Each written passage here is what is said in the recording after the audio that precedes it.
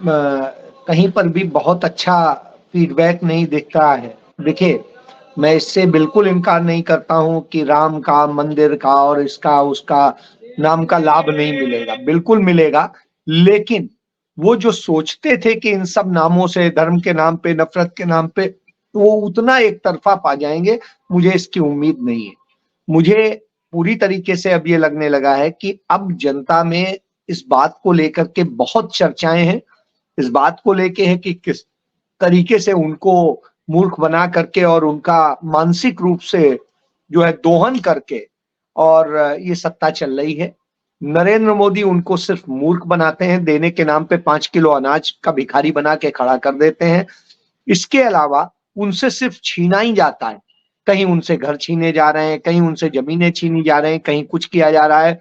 कुछ पूँजीपति, कुछ जो है वर्ग के लोग, समुदाय के लोग आकर के सब चीज़ों पे कब्ज़ा कर रहे हैं और जिस तरीके से हुआ है, वो एकदम से बिल्कुल वो हो गया है कि बड़ी मछली छोटी-छोटी मछलियों को खा रही है। तो वो जो समुद्र का कानून है, वो कानून हिंदुस्तान के आज पूरे उसमें लागू है और ये बहुत उस तरीके से चल रहा है, ये इस तरीके से है, घिनौने रूप में है कि नफ़रत फैलाओ, ये करो, लड़ाओ आपस में, सब कुछ करो और उसके बाद में खुद मुनाफ़ा कमाओ और वो करो।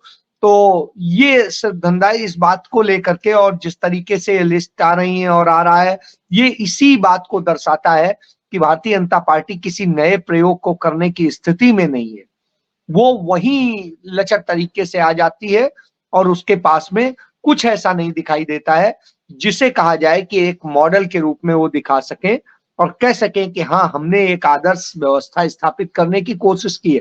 देखिए, 2014 में वो कह सकते थे कि चलो आज हमें जीतना है, इसलिए हमारे पास कोई ब और कारण नहीं है, तो मजबूरी में हमें तमाम लोगों को लेना है, देना है। लेकिन आज ये हालत नहीं है। आज आप इतनी सत्ता में हैं कि तमाम सुधारों की बात करते हुए आप अपने उन बातों को नैतिकता के आधार पे आज ये लड़ाई लड़ते, तो शायद आज आप ज़्यादा मजबूत होते। तो वो उस स्थिति में तो नरेंद्र मोदी और भाजपा दिखाई नहीं देती। भाजपा के ही तमाम सारे लोग कहते हैं, अब ये वो भाजपा नहीं है। तो ये अपने आप में बताता है कि ये भाजपा नहीं है। और वैसे भी मैं तो एक बात बताऊँ, मेरे मन में अटल बिहारी वाजपेयी के कारण थोड़ी सिम्पैथी होती थी, मैं उसका कारण बता चुका हूँ। चूँकि अटल बिहारी वाजपेयी की जो बहन है वो हमारे खानदान में ब्याही हैं, मतलब अब तो नहीं है, थी। तो इससे हमें एक ये होता था, रिश्तेदारी का एहसास होता था, इस कारण से एक चीज़ आती थी।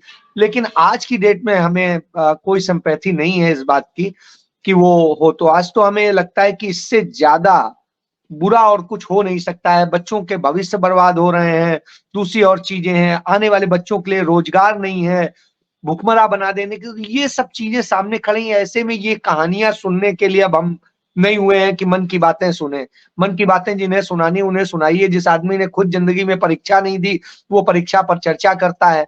जिस आदमी ने का क्या अच्छा, कोई तो कहेगा कि हाँ, हमने मोदी से ये सुना, ये जाना, ये पढ़ा। मैं तो साथ रहा हूँ 5 महीने, तो मुझे पता है कि वो क्या उनका इंटेलेक्चुअल है और क्या उनकी हैसियत है।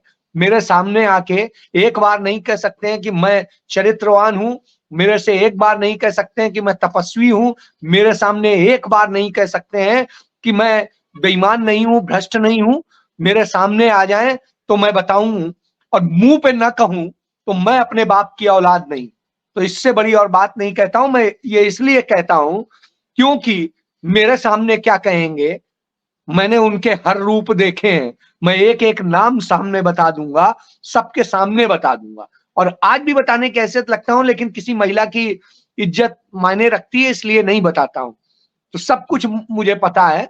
तो मैंने वो दिन देखे हैं 99 में, जब वो संगठन मंत्री होते थे इसी पंजाब में और मैं नया-नया पहली बार ज़िंदगी में पंजाब आया था, मेरठ से ही हरि भाई के पास से ही, इनके घर पे ही ब्रह्मपुरी में जो है खाना खा के, तो मुझे वही है कि बस उसके बाद में जो है, आने के बाद में यहाँ अमृतसर में मैंने पूरा सब देखा है, हर तरह से देखा है। तो छोड़िए, और चंडीगढ़ में देखा है। जी। जी, कुछ चीज़ें पर्दे में रहे तो अच्छा लगता है। ज़िंदगी के हिस्से हैं। तो लेकिन हाँ, चुनाव आयोग ने है कि धर्म के नाम पर आप वोट नहीं माँगेंगे, जाति के नाम पर वोट नहीं माँगेंगे, लेकिन मोदी जी राम के नाम का खुलकर उल्लंघन करेंगे और कहेंगे चुनाव आयोग को, "तू कर ले, तुझे करना है, अब मैं तो नाम लूँगा।" फिर वो कहेंगे, "ये राम भगवान नहीं है, ये तो भारत की आस्था का प्रश्न है।" जो भारत की आस्था है, वो भगवान नहीं है, भगवान से कहीं ऊपर है, युग पुरुष हैं तो। तो वो उनको युग पुरुष का नाम लेके उनके नाम का उपयोग करेंगे, वो ये नहीं करेंगे भगवान है। कहता वो तो युग पुरुष है, भारत का आस्था का प्रतीक है, भारत का क्या कहते हैं ना आत्मा है वो, तो मैं भारत की आत्मा की बात कैसे नहीं कर सकता? तो चुनाव आयोग सामने नतमस्तक होके हाथ जोड़कर खड़ा हो जाएगा। और मोदी जी आपका भी नंबर आएगा, क्या करूँ? कैलेंडर तो पलट ही रहा है अल्टीमेटली, समय का कैलेंडर कब रुका है? फिर वही बात आखिर में कहूँगा, वक़्त का यही तकाज़ा होता है साहब, कि वक़्त अपने वक़्त से पहले आपके सामने आकर खड़ा हो जाता है और कहता है, मैं आ गया। शुक्रिया आपका बहुत-बहुत दर्शक मित्रों, अजय जी, हरि भाई, गिरीश भाई, बहुत-बहुत शुक्रिया।